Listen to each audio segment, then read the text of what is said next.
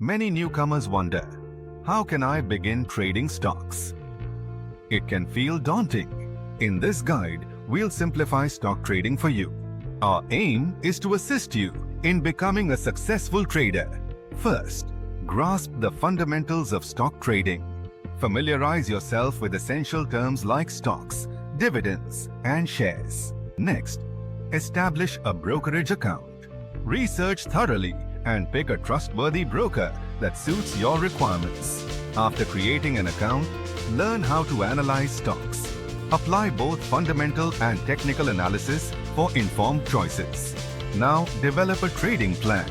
Set specific goals and risk management strategies to steer your trades. Then start by practicing with a demo account. Acquire experience without putting your money at risk. When you feel prepared, initiate trading with a small sum.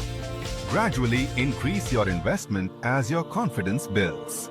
Lastly, continue your learning journey.